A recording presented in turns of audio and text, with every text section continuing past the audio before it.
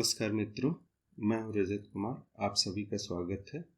कक्षा 9वीं एनसीईआरटी पुस्तक क्षितिज भाग 1 के अंतर्गत कैदी और कोकिला माखनलाल चतुर्वेदी की ये कविता है। इसके बारे में हम लोग चर्चा करेंगे। तो इस कविता को पढ़ने से पहले हम माखनलाल चतुर्वेदी के बारे में जान लेते हैं। माखनलाल चतुर्वेदी स्वतंत्रता आंदोलन के समय रचनारत थे और 1921-22 के आसपास असहयोग आंदोलन में सक्रिय रूप से भागीदारी इनकी रही और उसी समय जेल में भी गए थे। तो जेल के इनके अनुभव हैं और इस कविता में वे अनुभव आपको साफ साफ दिखेंगे। तो आइए शुरू करते हैं। इस कविता को कोयल को माध्यम बना करके संबोधित करते हैं और ये कोयल है क्या, इसको मैं आगे चल के बताऊंगा। और कैदी तो वे स्वयं हैं। कैदी ये कौन? ऐसे कैदी जो जेल में बंद हैं, स्वतंत्रता आंदोलन में भाग लेने के कारण बंद हैं, लेकिन उनके साथ क्या क्या होता है ये आप जानेंगे इस कविता में। खास तौर से एक इस मुद्दे को ध्यान में रख करके आप पता लगा सकते हैं या जान सकते हैं कि उस समय स्वतंत्रता सेनानियों की जेलों में क्या स्थिति थी। तो आइए कविता शुरू करते हैं। क्या गाती हो, क्यों रह रह जाती हो, कोकिल बोलो तो, क्या लाती हो संदेशा किसका है, कोकिल बोलो तो। हे कोयल, तुम क्यों गाती हो, क्या गा रही हो, अर्थात कौन सा संदेश है जिसे तुम गा करके सुनाना चाहती हो। क्यों रह जाती हो, रह जाना यानी रुक जाना, कहते कहते रह जाना, रुक जाना।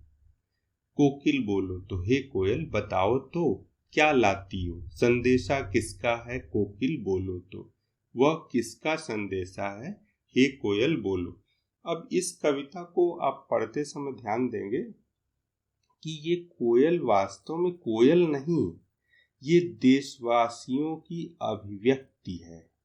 देशवासियों की जो पुकार है यही कोयल के रूप में इन्होंने चित्रित किया है। तो इसको आप ध्यान में रखिएगा हर जगह। यद्यपि कि कोयल से ही बात कर रहे हैं, लेकिन इसका जो अर्थ निकालेंगे ये पूरे देश की पुकार है, अभिव्यक्ति है। ऊंची काली दीवारों के घेरे में, डाकू चोरों बटमारों के डेरे में, जीने को देते नहीं पेट भर खाना, मरने भी देते नहीं तड़प रह जाना। जीवन पर अब दिन रात कड़ा पहरा है, शासन है या तम का प्रभाव गहरा है। हिमकर निराश कर चला रात भी काली, इस समय कालिमा मई जगी क्यों आली। ऊंची काली दीवारों के घेरे में, अब यहाँ अपनी अर्थात एक कैदी की क्या स्थिति है उसकी चर्चा कर रहे हैं। वह कहाँ रह रहा है? ऊंची काली दीवारों के घेरे में। ये यहाँ पर काली दीवारों का याद रखिए, अर्थात ये वही अंग्रेजी शासन है जिसके काले कारनामे अर्थात शोषण के कार्य अपरिमित हैं, अर्थात उनकी कोई सीमा नहीं। ऊंची काली दीवारों के घेरे में, डाकू चोरों बटमारों के डेरे में। अब जो स्वतंत्रता सेनानी थे उनकी क्या स्थिति थे तो स्वतंत्रता सेनानी यानी देशवासियों के लिए वे सम्माननीय थे, लेकिन उनको किसके साथ रखा जाता था? डाकुओं, चोरों और राहगीरों को लूटने वाले लोगों के साथ, मतलब ऐसे अपराधियों के साथ उन्हें रखा जाता था। जीने को देते नहीं पेट भर खाना। जेलों में क्या स्थिति थी? खाने तक को पेट भर नहीं मिलता था। मरने भी नहीं देते तड़प रह जाना। मरने क्यों देंगे? अगर मरने देंगे तब लोगों के लिए ये हो जाएगा कि जेलों में बड़ी विभत्स स्थिति है। तो जीने भी नहीं देते क्योंकि भोजन भी पूरा नहीं देते और मरने भी नहीं देते, तो ये तड़पने की स्थिति है। जीवन पर अब दिन रात कड़ा पहरा है। किसका? अंग्रेजी शासन का। शासन है या तम का प्रभाव गहरा है। यह कोई शासन है या चारों तरफ अंधेरा ही है। अब यहाँ अंधेरा मतलब अंधेर मचा होना, अर्थात कुछ भी सही न होना, हमेशा गलत ही होना। अंधेर मचा रहना का यही अर्थ है कि यहाँ पर न्याय न होना, अन्याय ही अन्याय होना। हिमकर निराश कर चला रात भी काली। हिमकर कहा जाता है चंद्रमा को। चंद्रमा निराश कर चला अर्थात आज चांदनी रात भी नहीं, अर्थात चांद कहीं दिख ही नहीं रहा, इसलिए रात काली है। तो आप समझ सकते हैं किस रात की बात कर रहे हैं। हाँ, अमावस्या। इस समय कालिमा मई जगी क्यों आली। आली का मतलब होता है सहेली। हे काले रंग वाली सहेली, तुम क्यों जागी हो इस अंधेरी काली रात में, तुम क्यों जागी हो, कौन सी बात हो गई कि तुम जागी हो। क्यों हूक पड़ी वेदना बोझ वाली सी कोकिल बोलो तो।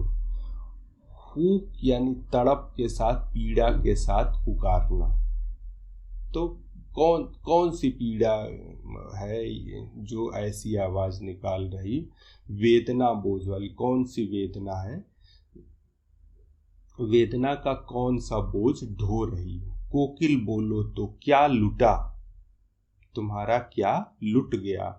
मृदुल वैभव की रखवाली सी कोकिल बोलो तो।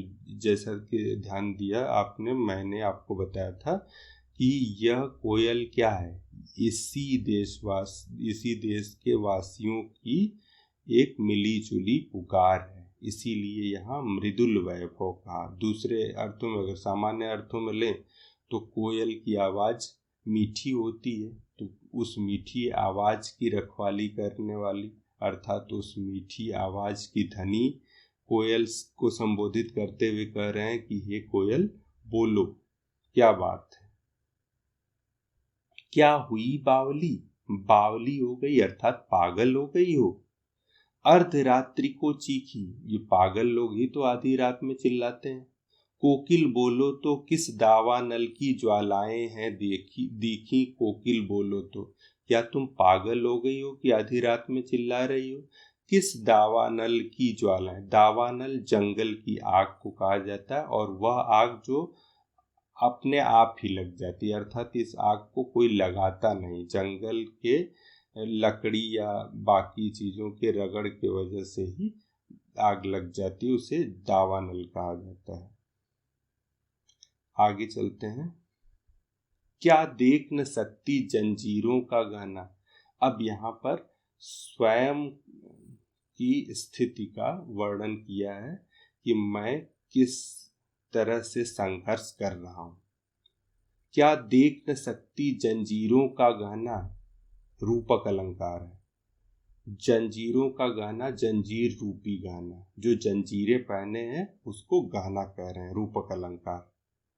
हथकड़ियाँ क्यों, ये ब्रिटिश राज का गाना, इसको हथकड़ी मत कहो, ये ब्रिटिश राज ने मुझे गहना पहना रखा है, मैं इसको गहना ही मानता हूँ। कोल्हू का चर्रक चूं, जो जेल में कोल्हू चलवाते हैं उसकी आवाज़, चर्रक चूं यानी चरचराहट की आवाज़। तो कोल्हू चलाते समय जो आवाज़ होती है, यह मेरे लिए जीवन की तान है, एक संगीत है। गिट्टी पर अंगुलियों ने लिखे गान, जो गिट्टी तोड़ रहा हूँ, जो पत्थर तोड़ रहा हूँ, उस पर मेरी अंगुलियों ने गीत लिखे हैं, अर्थात उन अंगुलियों पर गीत लिखे। कहने का अर्थ ये कि मैं यहाँ भी खुश हूँ, ये कार्य करते हुए भी खुश हूँ, क्योंकि मैं देश की आज़ादी के लिए कार्य कर रहा हूँ। मोट खींचता लगा पेट पर जुआ, पेट पर जुआ लगाकर, जुआ तो बैल अपने कंधे पे लगाता है, लेकिन मैं पेट पर लगा करके मोट खींच रहा हूँ। और इस तरह से क्या करता हूँ, खाली करता हूँ ब्रिटिश अकड़ का कुआं। यहाँ कुआं होना चाहिए, लेकिन कविता में ये तुक मिलाने के लिए कुआं लिखा गया है। खाली करता हूँ ब्रिटिश। जो ब्रिटिश घमंड है उसको मैं, उस घमंड रूपी कुएं को, जो घमंड से भरा हुआ कुआं है, उसको मैं खाली कर रहा हूँ। दिन में करुणा क्यों जगे रुलाने वाली। क्या इस ब्रिटिश शासन ने दिन में इस तरह की अंधेर मचाई है जिसके वजह से रुलाने वाली करुणा जगी है। इसलिए रात में गजब ढा रही आली। क्या इसलिए रात में तुम चिल्ला रही हो, आधी रात को चिल्ला रही हो। इस शांत समय में अंधकार को वेद। शांत समय अर्थात सन्नाटा है, सभी लोग चुप हैं। अंधकार को वेद, अंधकार को भी वेधने वाली आवाज अर्थात अंधकार को पार करने वाली आवाज रो रही क्यों हो। इस अंधकार को वेद करके क्यों रो रही हो। कोकिल बोलो तो चुपचाप मधुर विद्रोह बीच इस भांति बो रही हो। बो रही क्यों हो कोकिल बोलो तो हे कोयल चुपचाप मधुर विद्रोह। अर्थात ये मधुर विद्रोह बीच का क्या मतलब, अर्थात ये देशवासियों को ऐसा संदेश दे रही है कि भाषा तो संयमित है, लेकिन क्या है संदेश, विद्रोह का। हे कोयल बताओ। अगला जो स्टेंजा है यमक अलंकार से संबंधित है। काली तू रजनी भी काली, शासन की करनी भी काली, काली लहर कल्पना काली, मेरी काल कोठरी काली, टोपी काली, कमली काली, मेरी लव श्रृंखला काली, पहरे की हुंकृत की व्याली, तिस पर है गाली ऐ आली। आप देखिए इस काली शब्द का कई अर्थ में प्रयोग हुआ है, इसलिए यहाँ पर यमक अलंकार है। काली तू रंग के लिए प्रयोग किया कि तुम भी काले रंग की हो। ये रात भी काली है क्योंकि बता दिया कि चंद्रमा नहीं है। शासन की करनी भी काली, अर्थात ये अंधेर मचाए हुए हैं, उसी को कहा कि शासन की करनी भी काली। काली लहर कल्पना काली, जो कुछ सोचे वही काला ही है। काल मतलब उसके आगे मैं सोच तक नहीं। मेरी काल कोठरी काली, जिसमें रह रहा हूं वह भी काली ही है। टोपी काली, कमली काली, ठीक है। मेरी लव श्रृंखला काली, यहां भी समझ में आ रहा। तो यहाँ पर देखिए शासन की करनी काली, करनी काले रंग से मतलब नहीं, उनके अत्याचारों से मतलब है। और यहाँ रात काली और कोयल के काली होने का मतलब, यहाँ पर इन शब्दों तो देखिए ये रंग के लिए प्रयोग हुआ और यह एक भाव है, ये काली भाव, तो इसलिए यहाँ पर यमक अलंकार है। मेरी लव श्रृंखला काली मतलब मैंने जो हथकड़ियां और बेड़ियां पहनी है वो काली। पहरे की हुंकृत की व्याली, और इस समय पहरे पर जो पहरेदार हैं जो हुंकार भर रहे हैं वो व्याली अर्थात सर्पिणी के जैसे है और लग ही रहा है सांप के पुकारने के जैसे। तिस पर है गाली अयाली, और ऊपर से अभद्र भाषा का भी प्रयोग करते हैं। हे आली, हे सहेली, ये ऐसी हालत में मैं जी रहा हूं। इस काले संकट सागर पर मरने की मदमाती कोकिल बोलो तो अपने चमकीले गीतों को क्यों कर हो तैराती कोकिल बोलो तो। ये संकट रूपी समुद्र, देखिए यहाँ भी रूपक अलंकार है। संकट रूपी समुद्र पर मरने को मद माता अर्थात मद से अर्थात नशे से पूर्ण हुआ हो, नशे में चूर व्यक्ति। कहा कि क्या तुम नशे में हो कि इस संकट के समय तुम मरना चाहती हो। कोकिल बोलो तो अपने चमकीले गीतों को क्यों कर हो, कि क्या कारण है कि तुम अपने चमकीले गीतों को इतनी रात में गा रही हो। तैराती मतलब हवा में तैराने का मतलब रात में गीत गा रही हो। अब इसके बाद अपना और कोयल का एक तुलना किए हैं, उसे देखिए। तुझे मिली हरियाली डाली, मुझे मिली कोठरी काली। तुम्हें तो हे कोयल, तुम तो रहती हो पेड़ों पर, तुम्हें हरी डाल मिली है, लेकिन मुझे रहने के लिए काली कोठरी मिली है। तेरा नभ भर में संचार, मेरा 10 फुट का संसार। तुम तो पूरे आकाश भर में विचरण करती हो। अगर इसे भारतीयों के अभिव्यक्ति के रूप में माना जाए तो देखिए कितना सटीक बैठ रहा है। तेरा नभ भर में संचार, मेरा 10 फुट का संसार। मैं इसी कोठरी में रह रहा हूँ, 10 बाई 10 की कोठरी में, इसीलिए कहा 10 फुट का संसार, यानी मेरा पूरा संसार, ये दुनिया यही है। तेरे गीत का हावे वाह, तुम अगर बोलती हो तो लोग वाह वाह करते हैं। रोना भी है मुझे गुनाह, मैं अगर रो भी दूं तो भी गुनाह ही है। देख विषमता तेरी मेरी, बजा रही तिस पर रणभेरी। इतना विषमता है, इतना अंतर है, फिर भी तुम इस समय युद्ध की तुरही, रणभेरी युद्ध की तुरही। युद्ध में, युद्ध प्रारंभ होने से पहले जो तुरही बजाई जाती है उसी को रणभेरी कहा जाता है। तिस पर अर्थात इस, इतना अंतर होने पर भी तुम युद्ध की तुरही क्यों। अब यहाँ ये आप समझ लीजिए युद्ध की तुरही क्यों, अंग्रेजी शासन के प्रति विद्रोह भाव। इस हुंकृति पर अपनी कृति से और कहो क्या कर दूं।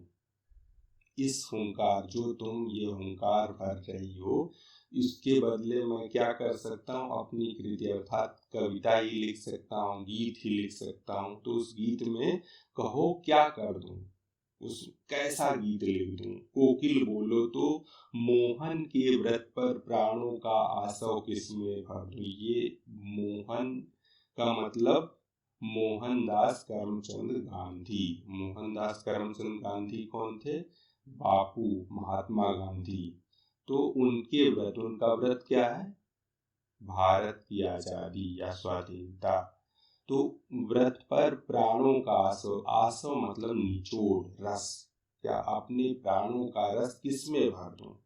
प्राणों का रस तो माँ भारत के लिए या भारत देश के प्रति समर्पित ही है। फिर भी कह रहे हैं कोकिल बोलो तो, भारत माता के प्रति प्राणों का रस समर्पित ही है। फिर भी वे कह रहे हैं कि हे कोयल बताओ, मैं अपने प्राणों का रस किसमें भर दूं।